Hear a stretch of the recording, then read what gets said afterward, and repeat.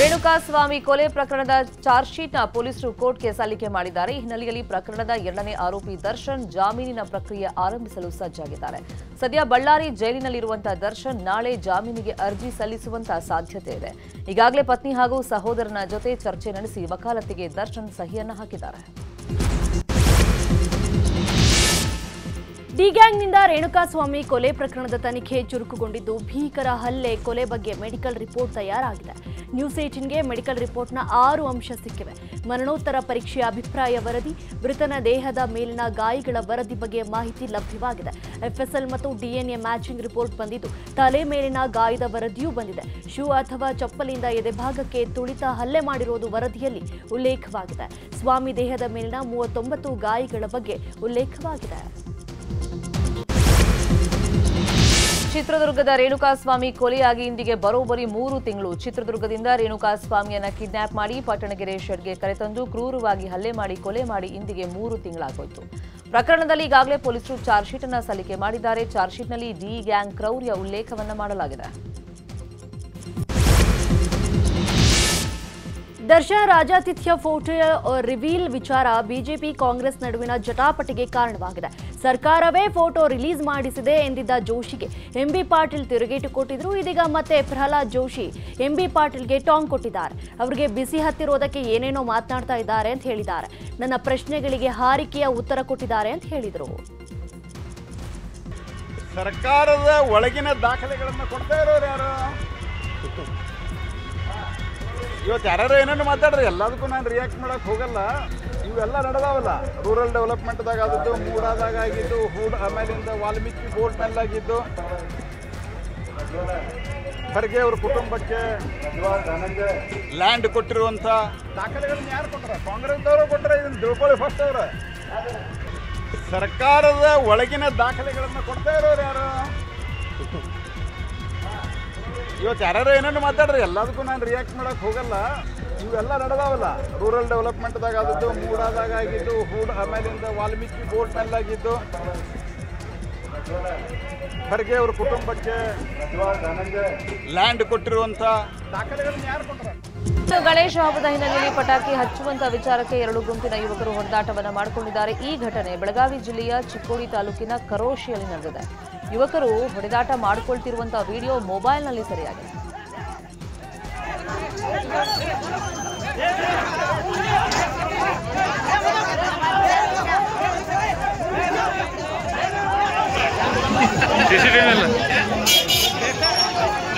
ಯಾರು ಒಬ್ಬ ಪೊಲೀಸ್ ಇಲ್ಲ ಮಗ ಇಲ್ಲಿ.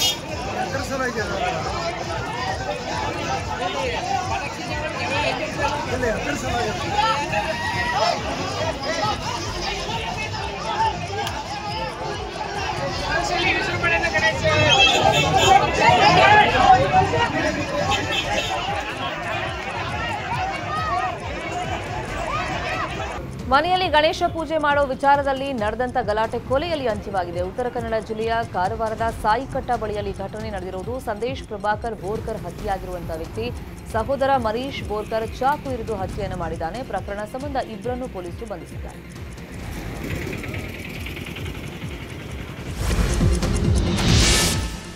ಹುಬ್ಬಳ್ಳಿಯ ಈದ್ಗಾ ಮೈದಾನದಲ್ಲಿ ಗಣೇಶ ಚತುರ್ಥಿ ಅದ್ದೂರಿಯಾಗಿ ನಡೆದಿದೆ.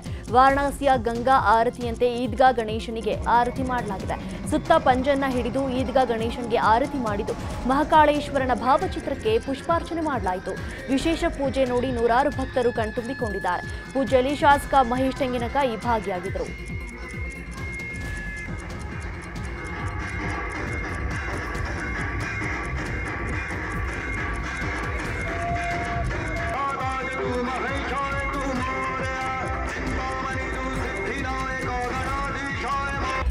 ದಯವಿಟ್ಟು ಒಳಗಡೆ ಬರಬೇಕು.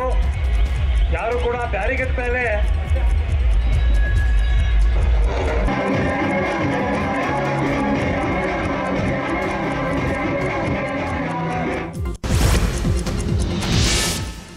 ಹುಬ್ಬಳ್ಳಿಯ ಈದ್ಗಾ ಮೈದಾನದಲ್ಲಿ ಅದ್ದೂರಿಯಾಗಿ ಗಣೇಶೋತ್ಸವ ಆಚರಣೆ ಮಾಡಲಾಗಿದೆ. ಈ ವೇಳೆ ಆಗಮಿಸಿದಂತ ಕೇಂದ್ರ ಸಚಿವ ಪ್ರಹ್ಲಾದ್ ಜೋಶಿ ಗಣೇಶನ ದರ್ಶನ ಪಡೆದು ಮಹಾಮಂಗಳಾರತಿಯಲ್ಲಿ ಪಾಲ್ಗೊಂಡಂತ ಸಚಿವ ಜೋಶಿ ಭಕ್ತರಿಗೆ ಸ್ವತಃ ತಾವೇ ಪ್ರಸಾದವನ್ನು ಹಂಚಿದರು.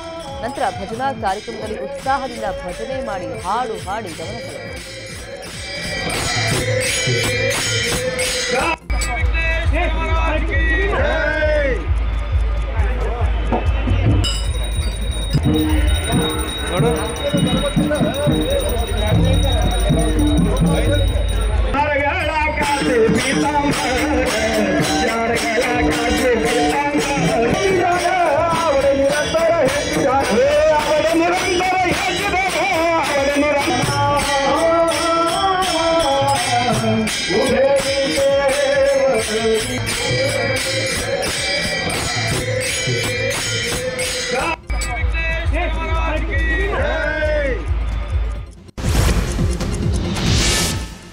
ಅಯೋಧ್ಯೆ ರಾಮ ಮಂದಿರ ಮಾದರಿಯಲ್ಲೇ ಕಲಬುರಗಿಯ ಬಹಮನಿ ಕೋಟೆ ಬಳಿ ಹಿಂದೂ ಮಹಾಗಣಪತಿಯನ್ನ ಪ್ರತಿಷ್ಠಾಪನೆ ಮಾಡಲಾಗಿದೆ.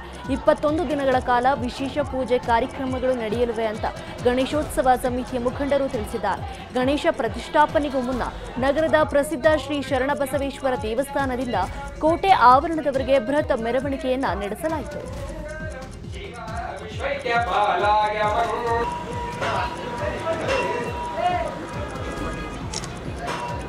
महासंकल्पेन पंचामृतेन शुद्धोदकेन स्थापयामि। महाराज की जय, विघ्नेश्वर महाराज की जय।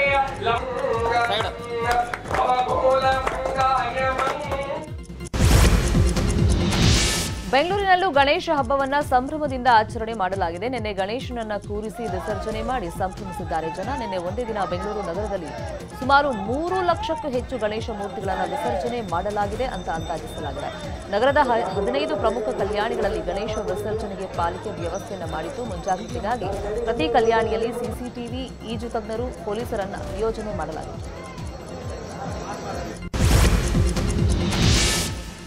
ದೇಶಾದ್ಯಂತ ಗಣೇಶ ಚತುರ್ಥಿ ಆಚರಣೆ ಹಿನ್ನೆಲೆ ನಿನ್ನೆ ಸಂಜೆ ಮಂತ್ರಾಲಯದ ರಾಯರ ಮಠದಲ್ಲೂ ಕೂಡ ಅದ್ದೂರಿಯಾಗಿ ವಿಘ್ನ ನಿವಾರಕನ ಗಣೇಶನ ಪೂಜೆಯನ್ನು ನೆರವೇರಿಸಲಾಯಿತು. ರಾಯರ ಮಠದ ಪೀಠಾಧಿಪತಿ ಡಾಕ್ಟರ್ ಸುಬುಧೇಂದ್ರ ತೀರ್ಥರು ವಿನಾಯಕನಿಗೆ ವಿಶೇಷ ಪೂಜೆಯನ್ನು ಸಲ್ಲಿಸಿದ್ದಾರೆ. ಬಳಿಕ ರಾಯರ ಮಠದ ಪ್ರಕಾರದಲ್ಲಿ ವಿನಾಯಕನ ಮೆರವಣಿಗೆ ಮಾಡಲಾಯಿತು. ಗಣೇಶ ಚತುರ್ಥಿಗೆ ಸಾಕ್ಷಿಯಾದ ಅಪಾರ ಭಕ್ತರು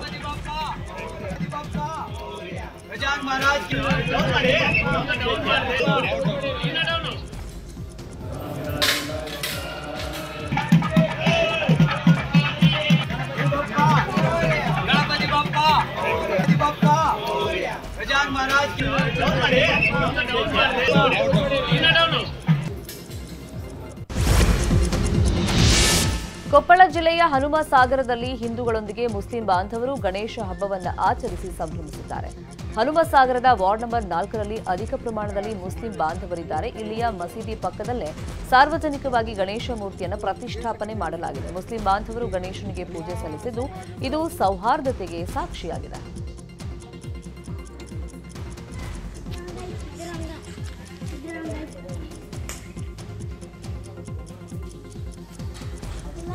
ಯಾದಗಿರಿಯಲ್ಲಿ ಮುಸ್ಲಿಂ ವ್ಯಕ್ತಿಯೊಬ್ಬರು ತಮ್ಮ ಮನೆಯಲ್ಲೇ ಗಣೇಶ ಹಬ್ಬವನ್ನು ಆಚರಿಸಿ ಭಾವೈಕ್ಯತೆಯ ಸಂದೇಶವನ್ನು ಸಾರಿದ್ದಾರೆ.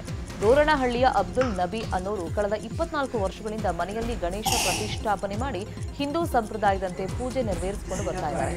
5 ದಿನಗಳ ಕಾಲ ನಿತ್ಯ ಪೂಜೆ ನಡೆಸಿ ಆ ಬಳಿಕ ಗಣೇಶ ವಿಸರ್ಜನೆಯನ್ನು ಮಾಡ್ತಾರೆ.